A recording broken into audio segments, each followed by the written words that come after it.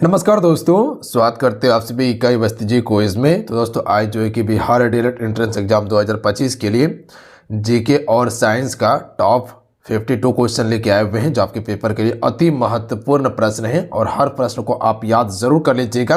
बिल्कुल सिलेक्टेड प्रश्न लिया गया है, वही प्रश्न जो पेपर में पूछा जा सकता है।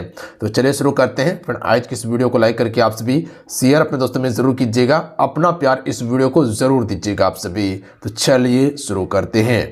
आइए फर्स्ट क्वेश्चन है, पहला क्वेश्चन है कि वास्को डी गामा कहाँ का यात्री था। देखिए वास्को डी गामा की बात किया जाए तो ये 1498 ईस्वी में 1498 ईस्वी में भारत आया था और कहाँ पहुँचा था, कालीकट बंदरगाह केरल में पहुँचा था, याद रखिएगा आप सभी। और ये आपका पुर्तगाल का रहने वाला था जिसने यूरोप और भारत के बीच समुद्री मार्गों का खोज किया था। तो option number B correct answer हो जाएगा, याद रखिएगा आप सभी। कुछ फैक्ट इससे संबंधित ध्यान दीजिएगा आप सभी कि पुर्तगाली खोजकर्ता वास्को डी गामा 20 मई 1498 को भारत के केरल के कोझिकोड जिले के कालीकट बंदरगाह पर पहुंचे थे। वास्को डी गामा समुद्र के रास्ते भारत पहुंचने वाला पहला यूरोपीय यात्री था, ध्यान दीजिएगा आप सभी। और ये एक व्यापारी था वास्को डी गामा। अगला है हेनरी द नेविगेटर राजा था कहाँ का। अगर किसी भी क्वेश्चन का आंसर पता हो तो अपना आंसर आपसे नीचे कमेंट बॉक्स में बताते चलिएगा। तो राइट आंसर हो जाएगा ऑप्शन नंबर ए, पुर्तगाल का राजा था हेनरी द नेविगेटर। देखिए इसी प्रकार का क्वेश्चन आपके पेपर में पूछा जाता है, तो हर प्रश्न आपके लिए इंपॉर्टेंट है, इसीलिए ध्यानपूर्वक देखिएगा और सारा प्रश्न को याद जरूर कर लीजिएगा आप सभी। सामंतवाद व्यवस्था में भूमि का मालिक कौन होता था। तो देखिए सामंतवाद व्यवस्था में भूमि का जो मालिक होता था वो राजा ही होता था, याद रखिएगा आप सभी। कौन होता था, राजा होता था, याद रहेगा। अगला क्वेश्चन देख लीजिएगा कि भौगोलिक खोजों के परिणाम स्वरूप किस वर्ग को सबसे अधिक फायदा हुआ था। जब भौगोलिक खोज किया गया था, समुद्र मार्गों का खोज किया गया था, तो सबसे ज़्यादा जो है किस वर्ग को लाभ हुआ था, तो वो आपका व्यापारी को लाभ हुआ था, याद रखिएगा आप सभी। तो जो भी बी टिक करें बिल्कुल करेक्ट आंसर होगा। किसे लाभ हुआ था, व्यापारी को लाभ हुआ था। भौगोलिक खोज काफ़ी इंपॉर्टेंट टॉपिक है। अमेरिका का पता किसने लगाया था, चलिए बताइएगा आप सभी। तो राइट आंसर होगा कोलंबस, याद रखिएगा आप सभी। किसने लगाया था, कोलंबस ने। अमेरिका का पता कोलंबस निकला था भारत को खोजने के लिए, बट ये दिशा भटकने के कारण ये अमेरिका का खोज किया था। अगला क्वेश्चन है कि मार्टिन लूथर कहाँ का रहने वाला था। तो देखिए मार्टिन लूथर जो है ये जर्मनी का रहने वाला था, याद रखिएगा। अच्छा जो आपसे देखते हैं हिटलर, ये कहाँ का था, ये भी आपका जर्मनी का रहने वाला था, जो एक तानाशाह शासक था। सोपानी कृषि किस राज्य में प्रचलित है। ये आपका उत्तराखंड राज्य में प्रचलित है सोपानी कृषि। अगला क्वेश्चन देख लीजिएगा कि सीमेंट उद्योग का सबसे प्रमुख कच्चा माल क्या है। राइट आंसर ऑप्शन में ए हो जाएगा चूना पत्थर जो है ये सीमेंट उद्योग का सबसे प्रमुख कच्चा माल माना जाता है। तो ऑप्शन में ए राइट आंसर होगा, चूना पत्थर से ही सीमेंट का निर्माण किया जाता है। अगला है कौन भारत का सबसे बड़ा लौह उत्पादक राज्य है। चलिए क्वेश्चन नंबर 9 का राइट आंसर कीजिएगा आप सभी। तो राइट आंसर हो जाएगा ऑप्शन में ए कर्नाटक। देखिए कर्नाटक जो है कि लोहा का सबसे ज़्यादा उत्पादन करता है। अच्छा कोयला जो है इसका उत्पादन सबसे ज़्यादा कौन करता है, छत्तीसगढ़ राज्य करता है। बट कोयला का भंडारण सबसे अधिक कहाँ पे है, तो याद रखिएगा झारखंड में है। बात समझे आप सभी। मैग्नीज का सबसे ज़्यादा उत्पादन उड़ीसा राज्य करता है। और आपसे को बताना चाहेंगे जो भी अभी तक क्लास नहीं ज्वाइन किए हैं वहाँ पर आप सभी जाके थ्योरी पढ़ सकते हैं, सारा कॉन्सेप्ट क्लियर कर सकते हैं। वहाँ पर आपको ई book, notes, PDF, classes, practice set सारा चीज़ दिया गया है। तो अगर आपका भी सपना है सरकारी कॉलेज का एक सीट पक्का करना चाहते हैं कि ज़्यादा खर्चा ना हो, 20 से 25 हज़ार में हमको कॉलेज मिल जाए और कम पैसा में हम दोनों साल का कोर्स कंप्लीट कर लें, तो फटाफट क्लास को ज्वाइन करके तैयारी करना शुरू कर दीजिए फ्रेंड आप सभी, क्योंकि कंपटीशन ताबड़तोड़ है और समय भी कम है। कम समय में टू द पॉइंट चीज पढ़ लीजिए, बिल्कुल आपका सिलेक्शन होगा, ध्यान दीजिएगा आप सभी। तो जाइए ज्वाइन कीजिए। ज्वाइन कैसे करना है, एप्लीकेशन का लिंक डिस्क्रिप्शन में प्लस में कमेंट बॉक्स में पिन कर दिए हैं, वहां से जाके आप सभी डाउनलोड कर लीजिएगा एप्लीकेशन को, उसके बाद ज्वाइन कर लीजिएगा आप सभी। वीडियो भी बना दिए कि कैसे ज्वाइन करना है, वीडियो देख लीजिएगा तो आसानी होगा आपको ज्वाइन करने में। अन्यथा प्ले स्टोर पर जाइए, वहां से आप युवा शक्ति जीके क्विज सर्च करके डाउनलोड कर लीजिएगा, उसके बाद ज्वाइन। अगला क्वेश्चन है कि किस खनिज को उद्योगों की जननी माना जाता है। अभ्रक का सबसे ज्यादा उत्पादन आंध्र प्रदेश राज्य करता है, याद रखिएगा आप सभी, आंध्र प्रदेश। देखिए उद्योगों की जननी जो कहा जाता है वो लोहा को कहा जाता है, याद रखिएगा आप सभी। तो किस खनिज को उद्योगों की जननी कहा जाता है? तो लोहा को। देखिए फ्रेंड, जितने भी आपसे मेरे साथ में जुड़े हुए हैं, आप सभी सेशन को लाइक जरूर कीजिएगा, आपका एक लाइक मोटिवेट कराता है। देखिए आपको हम बताते हैं कि जो भी हम कंटेंट आपको दे रहे हैं वो बेहतरीन कंटेंट है और पेपर के लिए अति महत्वपूर्ण है। इसीलिए बताते हैं कि हर प्रश्न को आप याद जरूर कर लिया कीजिए। आपको पता है कि हम प्रीवियस ईयर का भी क्वेश्चन आपको दे रहे हैं ताकि आपको ये पता चले कि क्या क्वेश्चन पूछा जा रहा है, और जो क्वेश्चन पूछा गया है उसी पैटर्न पर हम आपको सारा चीज प्रोवाइड कर रहे हैं। तो आप सभी पर डे इस सेशन को जरूर कंप्लीट कर लिया कीजिए। इस चैनल पर जितने भी क्लासेस हैं एक एक करके सारा क्लास आप देख लीजिए, काफी आपको बेनिफिट करने वाला है पेपर में। इनमें से कौन सा आध्यात्मिक खनिज का उदाहरण है? देखिए अभ्रक जो है ये आपका एक आध्यात्मिक खनिज है, याद रखिएगा आप सभी। जबकि आपका सोना हो गया, चांदी हो गया, टीन हो गया, लोहा हो गया, ये सभी धात्विक खनिज हैं। बात समझ गए आप सभी? धात्विक खनिज जो आपका विद्युत का सुचालक होता है या उष्मा का सुचालक होता है, आध्यात्मिक खनिज जो विद्युत या उष्मा का कुचालक होता है। यूरेनियम का प्रमुख उत्पादक स्थल है। देखिए यूरेनियम जो है इससे हम सभी परमाणु ऊर्जा का उत्पादन करते हैं। तो जादूगोड़ा ये यूरेनियम उत्पादन के लिए प्रमुख स्थल है जो कि झारखंड के पूर्वी सिंहभूम में पड़ता है। अगला है कोशिका सिद्धांत का प्रतिपादन किया था। देखिए ऐसा ही क्वेश्चन आपके पेपर में पूछा जाएगा, तो याद रखिएगा स्लाइडेन और सवान ने किया था, तो डी करेक्ट आंसर होगा। अगला है कि झिल्लियों से घिरा हुआ कोशिका द्रव्य में पाए जाने वाला अंग जिसमें पाचक रसायन या एंजाइम पाए जाते हैं ये कहलाते हैं। ये क्वेश्चन आपका प्रीवियस ईयर में पूछ लिया गया है कि झिल्लियों से घिरा हुआ कोशिका द्रव्य में पाए जाने वाला अंग जिसमें पाचक रसायन या एंजाइम पाए जाते हैं, इसे हम सभी क्या कहते हैं? लाइसोसोम। बताइए, अगर प्रीवियस ईयर का क्वेश्चन सॉल्व किए होंगे तो आपको पता होगा। अगला क्वेश्चन है कि पादप कोशिकाओं के चारों तरफ पाए जाने वाली झिल्ली क्या कहलाते हैं? जो पादप कोशिका है इसके तरफ जो चारों तरफ जो कह सकती झिल्ली जो पाई जाती है इसे हम सिर्फ प्लाज्मा झिल्ली कहते हैं। देखिए पादप कोशिका में कोशिका भित्ति भी होता है, याद रखिएगा आप सभी, जबकि जंतु कोशिका में कोशिका भित्ति नहीं पाया जाता है। तो इसमें कोशिका झिल्ली कोशिका भित्ति दोनों रहता है, जबकि जंतु कोशिका में सिर्फ कोशिका झिल्ली मौजूद होता है। बात समझ गए आप सभी? बिल्कुल। अगला क्वेश्चन है कि पादप और जंतु कोशिका में मुख्य अंतर क्या है? पोषण संबंधित इसका मुख्य अंतर होगा, याद रखिएगा आप सभी, पोषण संबंधित। Option number A right answer हो जाएगा। पोषण दोनों का अलग अलग है। अगला क्वेश्चन है कि निम्न में से किस कोशिका में आकृति निश्चित नहीं होती है? देखिए अगर निश्चित की बात किया जाए तो वो नहीं जो है वो आपका अमीबा में नहीं होता, तंत्रिका कोशिका में नहीं होता, श्वेत रक्त कोशिका में नहीं होता, यानी कि ये सभी में जो है कि आकृति निश्चित नहीं होता, अलग अलग आकृति का होता है। अगला क्वेश्चन है कि सबसे लंबी कोशिका कौन है? देखिए मानव शरीर की सबसे लंबी कोशिका जो है यह आपका तंत्रिका तंत्र की कोशिका है, यानी कि ऑप्शन में ए राइट आंसर होगा, याद रखिएगा, तंत्रिका तंत्र की कोशिका। ऐसे क्वेश्चन पूछा जाए कि सबसे बड़ी कोशिका किसका होता है? शुतुरमुर्ग अंडे का होता है। निम्न में से कौन शेष 3 से मेल नहीं खाता? देखिए ER, गोल्जी और लाइसोसोम ये सभी में पाए जाते हैं, जबकि प्लास्टिड जो आप सभी देख रहे हैं ये अलग है, ये सिर्फ पादप कोशिका में पाया जाता है, जंतु कोशिका में नहीं पाया जाता, याद रखिएगा। जो गोल्जी बॉडी है, लाइसोसोम है, एंडोप्लाज्मिक रेटिकुलम है, ये सभी दोनों में पाए जाते हैं, यानी पादप और जंतु कोशिका दोनों में होता है, जबकि प्लास्टिड सिर्फ पादप कोशिका में होता है, जंतु कोशिका में नहीं पाया जाता है। तो यही आपका भिन्न है। अगला है प्रोकैरियोटिक में नहीं होता। तो देखिए प्रोकैरियोटिक में जो नहीं होता है वो 70S राइबोसोम ये नहीं होता, केंद्रिका नहीं होता है, उसके बाद केंद्रक ये भी नहीं होता, यानी कि ये सभी जो है कि प्रोकैरियोटिक में नहीं होता, ये सभी यूकैरियोटिक में पाया जाता है। तो याद रखिएगा आप सभी। अगला क्वेश्चन है कि उड़ीसा किस खनिज का सबसे बड़ा उत्पादक है? तो जैसे अभी बताए थे कि जो मैग्नीज आप सभी देखते हैं इसका उत्पादन उड़ीसा सबसे ज़्यादा करता है, याद रखिएगा आप सभी, मैग्नीज का उत्पादन। अगला क्वेश्चन है संविधान की धारा 21 का संबंध किससे है? देखिए ये काफ़ी इंपॉर्टेंट प्रश्न है, इसको याद रखिएगा। संविधान की धारा 21 जो है ये आपका वन्य जीवों तथा प्राकृतिक संसाधन के संरक्षण से संबंधित है। किससे? वन्य जीवों तथा प्राकृतिक संसाधन के संरक्षण से। ये देखिए ये टॉपिक जो है आपको दिया हुआ है वन्य जीव पढ़ने के लिए, है ना? बिल्कुल है। अगला है चरक का संबंध किस देश से है? यह किस देश से था? तो भारत देश से संबंधित था चरक भारत देश का था। अगला है भारत का प्रथम तेल शोधक कारखाना स्थित है। देखिए भारत का पहला तेल शोधक कारखाना 1901 में स्थापित किया गया था। कहाँ किया गया था? डिगबोई में, याद रखिएगा आप सभी। और बाद में का स्वतंत्र भारत का पहला तेल शोधक कारखाना जो है कि शायद 1954 में आपका मुंबई में स्थापित किया गया था। अगला क्वेश्चन है, मैग्नीज उत्पादन में भारत का विश्व में क्या स्थान है? तो मैग्नीज में तृतीय स्थान पे आता है भारत, तीसरा स्थान पे। ब्राजील की खोज किसने की? देखिए ब्राजील की खोज जो है कि केवरल के द्वारा किया गया था,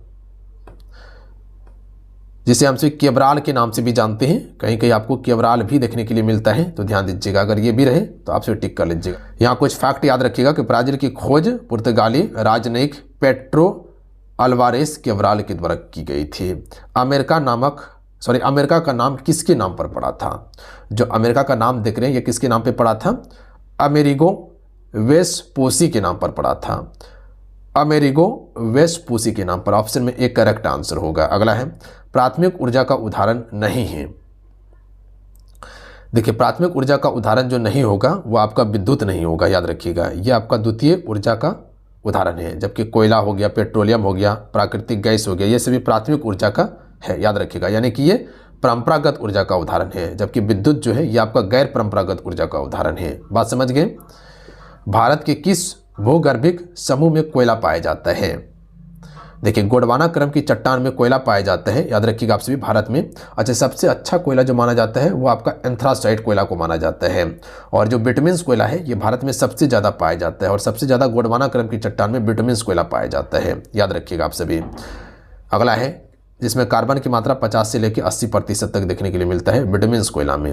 एंथ्रासाइट कोयला में 85 से लेकर 90% जो कि कार्बन रहता है। निम्न में से कौन सी मिट्टी सर्वाधिक उपजाऊ है?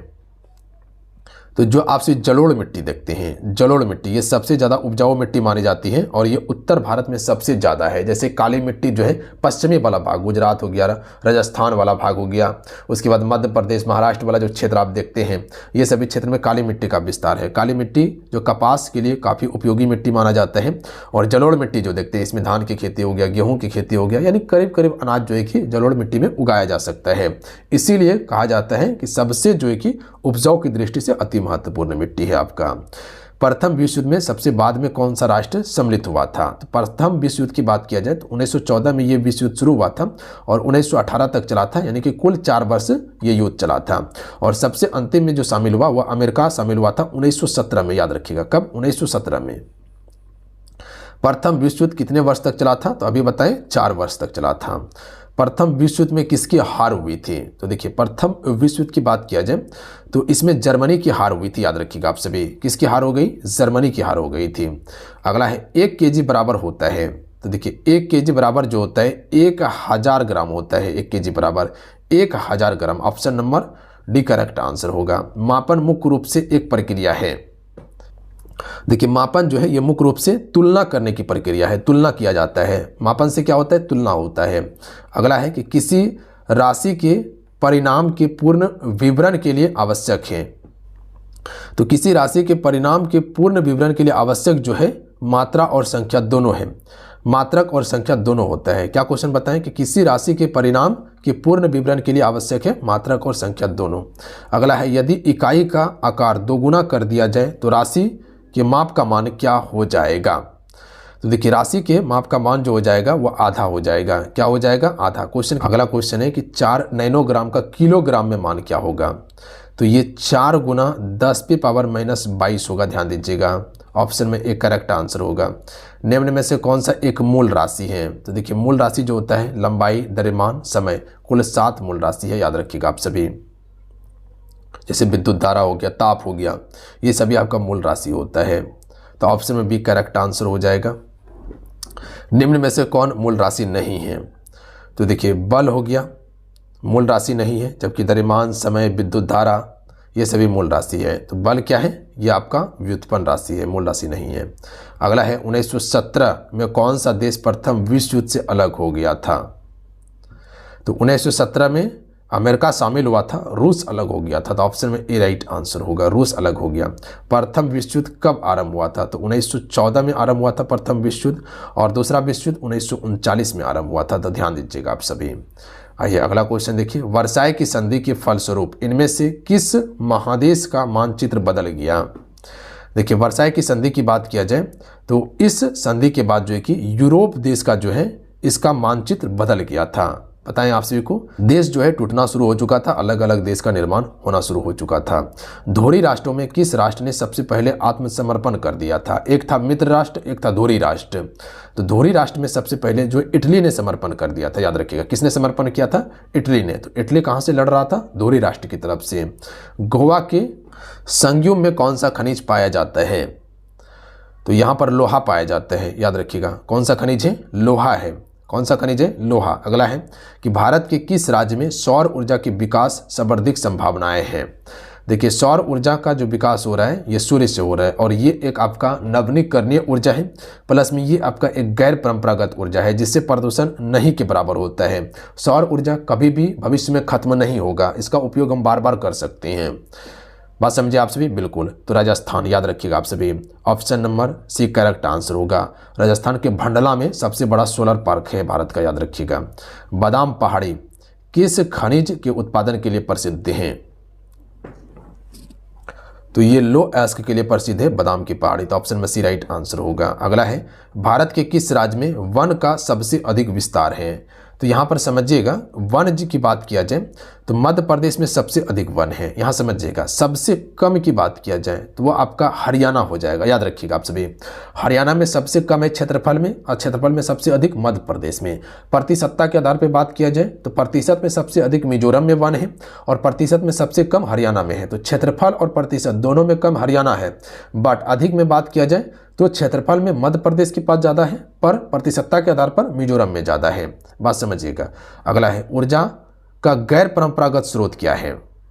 तो अभी बताएं गैर परंपरागत क्या होता है, जो नए नवाचारों में प्रयोग किया गया हो, यानी कि आधुनिक तरीका से हम सभी जो ऊर्जा का उत्पादन कर रहे हैं। कोयला है, नहीं है, ये प्राचीन वाला है। पेट्रोलियम प्राचीन है, प्राकृतिक भी प्राचीन समय से हम सभी कर रहे हैं, तो ये आपका परंपरागत होगा। जबकि विद्युत जो है ये आपका गैर परंपरागत ऊर्जा का स्रोत है, याद रखिएगा। बात समझे आप सभी, गैर परंपरागत ऊर्जा का स्रोत क्या है, जो नए नवाचारों से हम सभी ऊर्जा का उत्पादन कर रहे हैं, जैसे सौर ऊर्जा, ज्वारीय ऊर्जा, पवन ऊर्जा, ये सभी आपका गैर परंपरागत ऊर्जा का स्रोत है। अमेरिका ने हिरोशिमा पर बमबारी कब की थी। देखिए अमेरिका ने हिरोशिमा पर 6 अगस्त को की थी, याद रखिएगा। 6 अगस्त को हिरोशिमा पर और 9 अगस्त को नागासाकी पर, याद रखिएगा 9 अगस्त को नागासाकी पर। और ये कब हुआ था, 1945 में। डेट को याद रखिएगा, कब, 1945 में। कब, 1945 में। 6 अगस्त को हिरोशिमा पर, 9 अगस्त को नागासाकी पर परमाणु बम गिराया गया था। कुछ फैक्ट समझिएगा कि द्वितीय विश्व युद्ध के दौरान अमेरिका वायुसेना ने 6 अगस्त 1945 को जापान के हिरोशिमा पर परमाणु बम गिराया था और इसके 3 दिन बाद 9 अगस्त 1945 को नागासाकी पर परमाणु बम गिराया था। हिरोशिमा पर परमाणु बम जो गिराया गया था, इस परमाणु बम का नाम था लिटिल बॉय, जो हिरोशिमा पर 6 अगस्त को गिराया गया था। यह बम आपका 8:15 में गिराया गया था और उसके बाद जो है कि इसमें यूरेनियम 235 का इस्तेमाल किया गया था। यह फैक्ट आपके लिए इंपॉर्टेंट है। यह बंदूकनुमा परमाणु बम था जो आपका हिरोशिमा पर गिराया गया था। वहीं बात किया जाए नागासाकी पर जो परमाणु बम गिराया गया था, इस परमाणु बम का नाम था फैटमैन। क्या था, फैटमैन। और ये सुबह 11:02 में गिराया गया था 9 अगस्त को। तो याद रखिएगा ये फैक्ट को, डायरेक्ट क्वेश्चन बन सकता है। द्वितीय विश्व युद्ध का अंत कब हुआ था, तो ये 1945 में हुआ था, याद रखिएगा आप सभी। जर्मनी ने आत्मसमर्पण कर दिया, उसके बाद ये युद्ध समाप्त हो गया था और इसी समय जो है कि हिटलर ने अपने आप को गोली मार लिया था।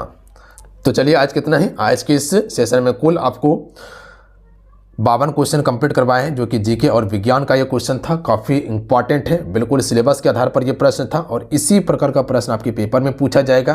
तो हर प्रश्न आपके लिए इंपॉर्टेंट है, इसको याद ज़रूर कर लीजिएगा। और आप सबको बताना चाहेंगे जो भी अभी तक क्लास नहीं ज्वाइन किए हैं, वहाँ पर आप सभी जाके थ्योरी पढ़ सकते हैं, सारा कॉन्सेप्ट क्लियर कर सकते हैं। वहाँ पर आपको ई book, notes, PDF, classes, practice set सारा चीज़ दिया गया है।